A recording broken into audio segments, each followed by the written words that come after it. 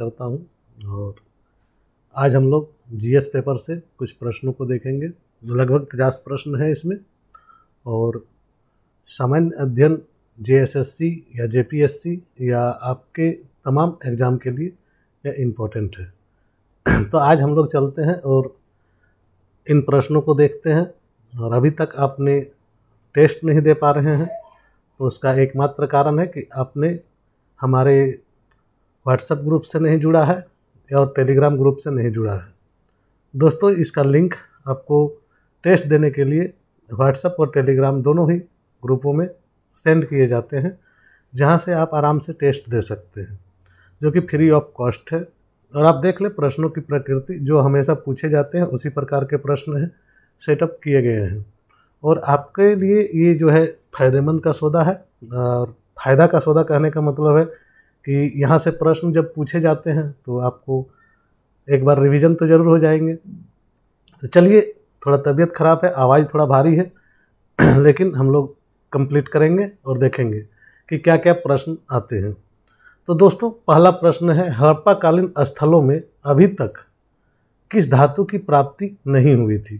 तांबा, स्वर्ण, चांदी या लोहा? तो सही जवाब होगा इसका लोहा। लोहा की प्राप्ति नहीं हुई थी, बाकी सब की प्राप्ति हो चुकी थी। लोहा आपका जानते हैं कि उत्तर वैदिक काल में आपका लोहा का खोज हुआ था। चलिए नेक्स्ट देखते हैं। हड़प्पा के लोगों की सामाजिक पद्धति क्या थी? यानी कि क्या सामाजिक पद्धति से वे लोग जी रहे थे? उचित समतावादी, दास श्रमिक आधारित, या वर्ण आधारित, या जाति आधारित? तो इसका सही जवाब है उचित समतावादी। यानी कि उचित समतावादी के साथ में हड़प्पा के लोग अपने सामाजिक जीवन को जी रहे थे। नेक्स्ट प्रश्न है दोस्तों, सिंध का नखलिस्तान या बाग किस हड़प्पा सभ्यता के किस पुरा स्थल को कहा गया है? सिंध का नखलिस्तान, ऑप्शन है हड़प्पा, मोहनजोदड़ो, कालीबंगा या लोथल? तो इसका सही जवाब है मोहनजोदाड़ो। मोहनजोदाड़ो जो है उसको हम लोग कहते हैं सिंध का नखलिस्तान। नेक्स्ट प्रश्न है, पूर्व वैदिक या ऋग्वैदिक संस्कृति का काल किसे माना जाता है? बड़ा ही क्वेश्चन में कभी कभी ये गड़बड़ ऑप्शन भी रहते हैं। तो आपके सामने जो ऑप्शन है उसके अनुसार 1500 ईस्वी से 1000 ईस्वी पूर्व, 1000 ईस्वी पूर्व से 600 ईस्वी पूर्व, 600 ईस्वी पूर्व से 600 ईस्वी तक। तो सही जवाब इसका क्या है कि 1500 ईस्वी पूर्व से 1000 ईस्वी पूर्व तक पूर्व वैदिक या ऋग्वैदिक काल माना जाता है। नेक्स्ट प्रश्न है, आर्य शब्द का शाब्दिक अर्थ क्या है? आर्य शब्द का शाब्दिक अर्थ क्या है? ऑप्शन है वीर या योद्धा, श्रेष्ठ या कुलीन, यज्ञकर्ता या पुरोहित, और डी ऑप्शन है विद्वान। तो जैसा कि आप लोग जानते हैं आर्य का श्रेष्ठ या कुलीन कहा जाता है आर्य को। तो इसका सही जवाब हो जाएगा आपका श्रेष्ठ या कुलीन। नेक्स्ट प्रश्न पर जाते हैं। तो हर्यक वंश के किस शासक को कुनिक कहा जाता है? हर्यक वंश में जो शासक बने थे उसमें से किस शासक का नाम कुनिक से संबोधित किया जाता है? ऑप्शन है बिंबिसार, उदयन, अजातशत्रु या इनमें से कोई नहीं। आप लोग जानते होंगे, अगर इतिहास पढ़े हैं तो इसमें अजातशत्रु सही आंसर होगा। अजातशत्रु का ही नाम कुनिक भी था। नेक्स्ट प्रश्न पे चलते हैं। नेक्स्ट प्रश्न है, शिशुनाग वंश का वह कौन सा शासक था जिसके समय वैशाली में द्वितीय बौद्ध संगीति का आयोजन किया गया है? उसे काकवर्ण के नाम से भी जाना जाता है।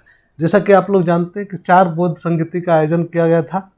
अशोक, कालाशोक जैसे है, उसी प्रकार से आप लोग जानते होंगे कि कौन कौन उसके आयोजन करता है। आगे प्रश्न आएंगे उसमें हम लोग चर्चा करेंगे।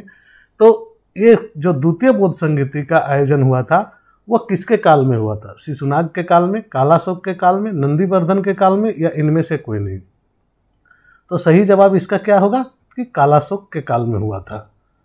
नेक्स्ट है, ग्रीक यूनानी लेखकों द्वारा किसे अग्नमीज या जेंडरमीज कहा गया? यह 2 शब्द है, अग्नमीज और जेंडरमीज। ये किसे कहा गया है? अजातशत्रु, कालाशोक, महापद्मनंद या धनानंद को? तो अग्नमीज और ये किसे कहा गया है? धनानंद को। सही जवाब इसका होगा धनानंद। नेक्स्ट क्वेश्चन है, 11वीं सदी के भारत का दर्पण, 11वीं सदी के भारत का दर्पण किसे कहा जाता है? किताब का नाम होगा, और किस किताब को कहा जाता है ये चीज़ें जानना है। तो ऑप्शन है किताबुल हिंद, रेहला, तारीख़ यामिनी या इनमें से कोई नहीं। तो सही जवाब होगा 11वीं सदी के भारत का दर्पण किसे कहा जाता है, तो किताबुल हिंद को कहा जाता है भारत का दर्पण। भारत का वह पहला शासक कौन था जिसने मोहम्मद गोरी को पराजित किया था? ऑप्शन है सोलंकी शासक भीम द्वितीय, चौहान शासक पृथ्वीराज चौहान, गढ़वाली शासक जयचंद, या इनमें से कोई नहीं। तो इसका सही जवाब है भीम द्वितीय। सोलंकी वंश के शासक थे और भीम द्वितीय के साथ मोहम्मद गोरी का युद्ध हुआ था जिसमें मोहम्मद गोरी को उन्होंने पराजित करके भगा दिया था।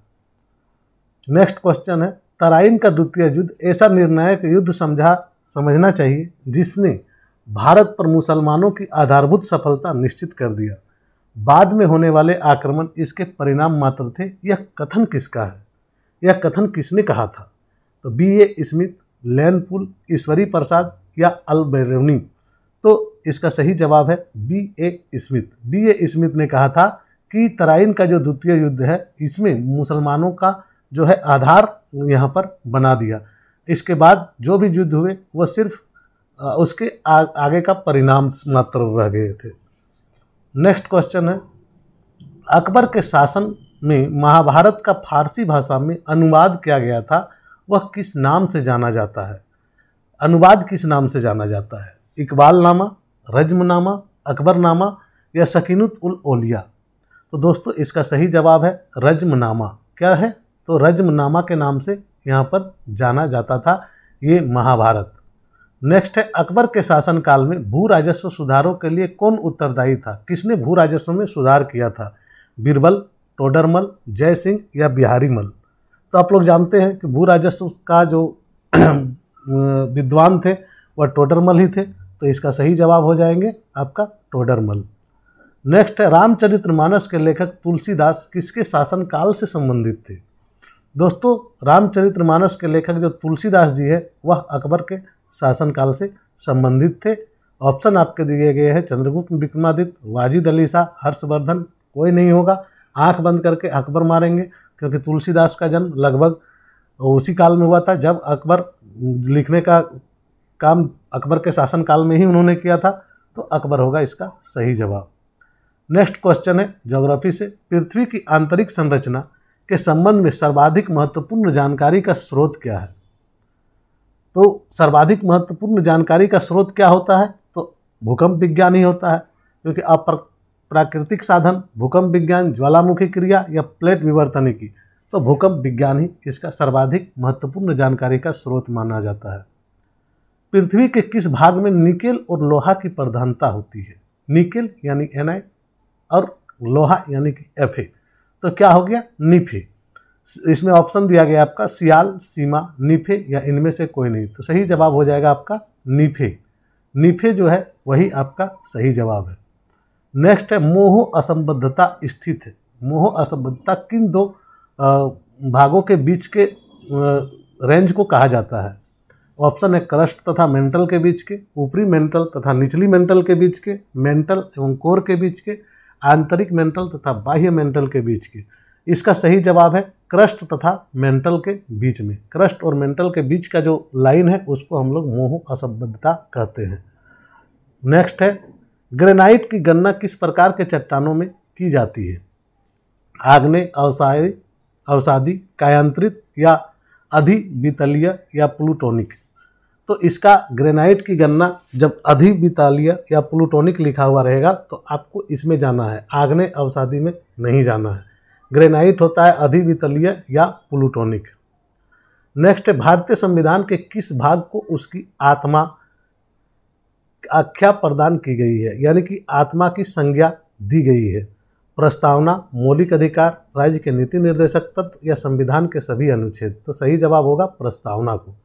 प्रस्तावना को उसकी आत्मा की संज्ञा दी गई है। भारत है एक धर्मनिरपेक्ष राष्ट्र, हिंदू मुस्लिम राष्ट्र या इनमें से कोई नहीं। सॉरी। तो इसका सही जवाब होगा धर्मनिरपेक्ष राष्ट्र। यहाँ का कोई भी राज्य धर्म नहीं है या राष्ट्र धर्म नहीं है। नेक्स्ट क्वेश्चन है, निम्नलिखित में से वे दो शब्द कौन हैं जिनका समावेशन 42वें संशोधन द्वारा संविधान की उद्देशिका में किया गया था?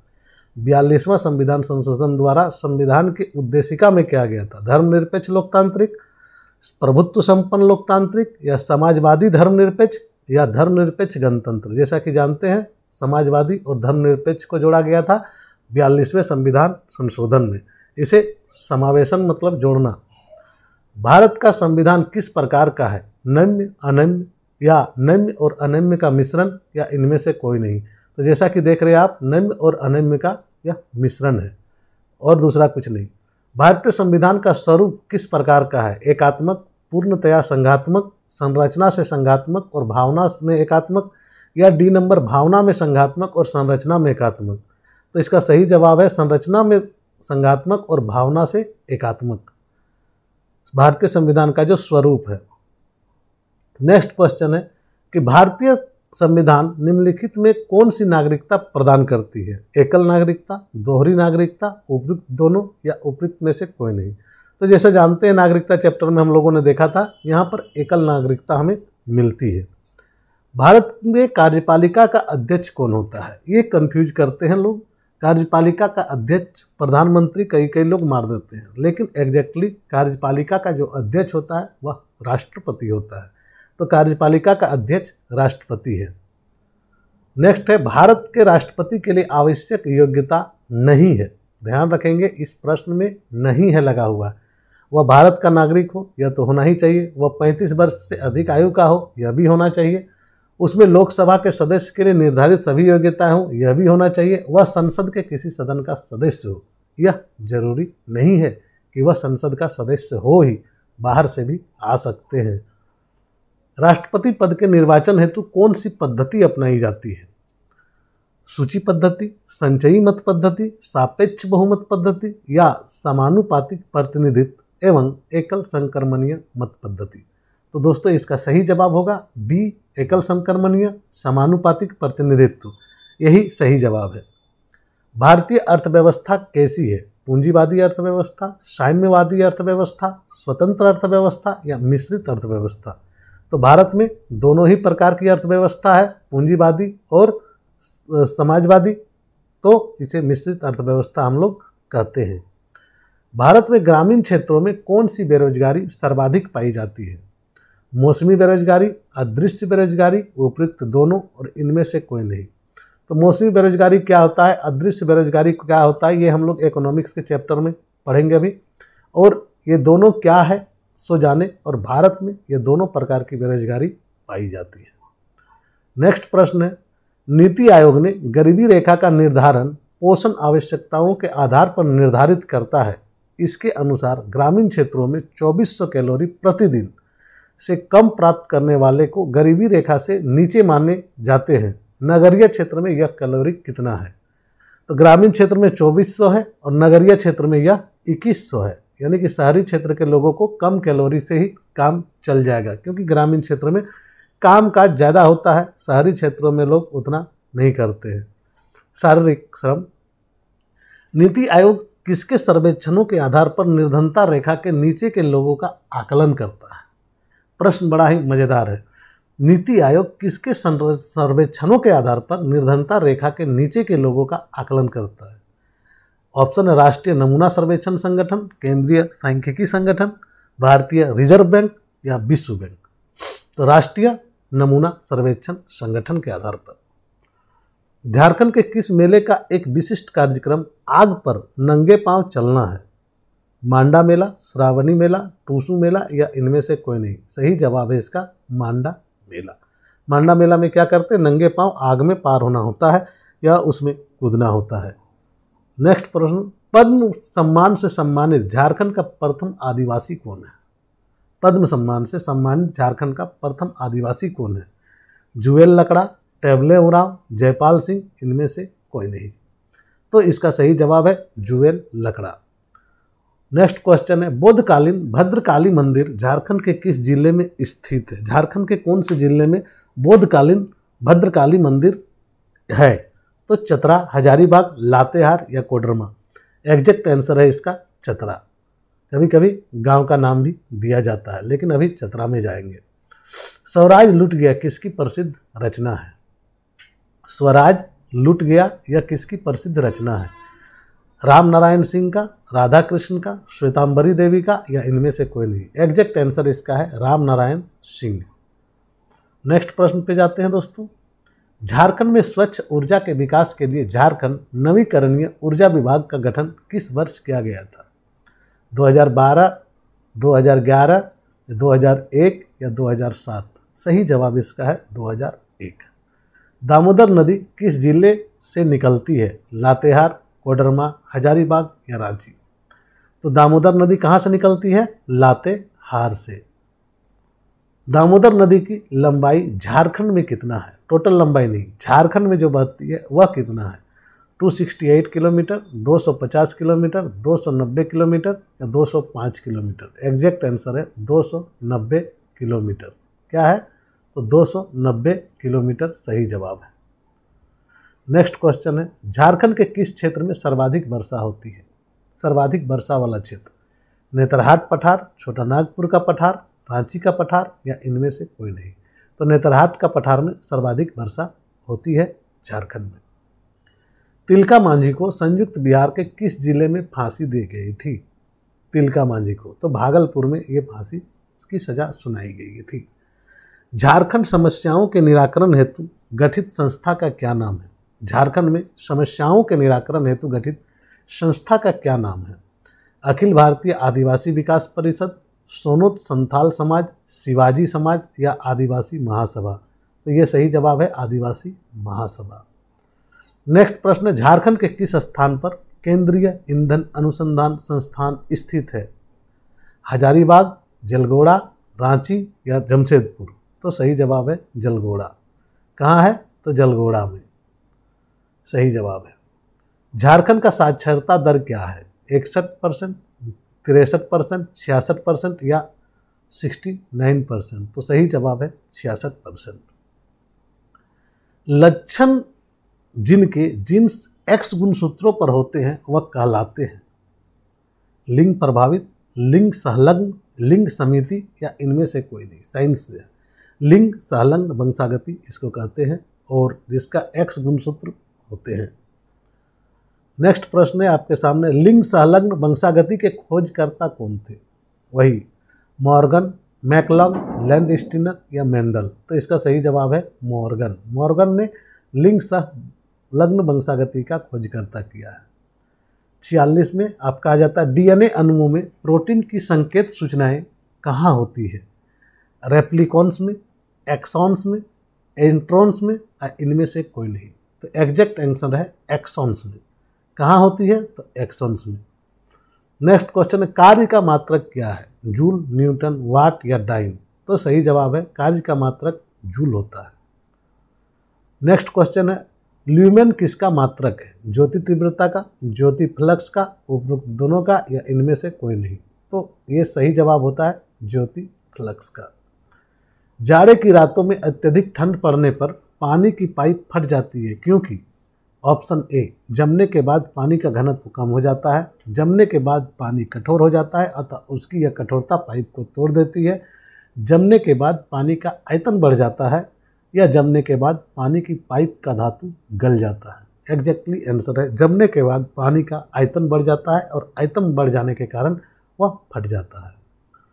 नेक्स्ट कारण, किसी कालीन को सफाई के लिए यदि उसे छड़ी से पीटा जाए तो उसमें कौन सा नियम लागू होता है? न्यूटन का गति का पहला नियम, गति का दूसरा नियम, गति का तीसरा नियम और गति के पहले और दूसरे नियम का संबंध। चूँकि यह जड़त्व का नियम से संबंधित है तो गति का पहला नियम इसमें लगता है। धन्यवाद आप सभी का जुड़ने के लिए, और जो नहीं जुड़े हैं अभी तक, जो टेस्ट नहीं दे पा रहे हैं, वो डिस्क्रिप्शन पे जो लिंक दिया हुआ है आप व्हाट्सएप ग्रुप का, उस ग्रुप से जुड़ जाएं और आप भी अपना टेस्ट को दें और एग्ज़ाम को क्लियर करने की कोशिश करें और उस पर एक कदम आप आगे बढ़ सकते हैं। धन्यवाद। जोहार। जय हिंद। जय भारत।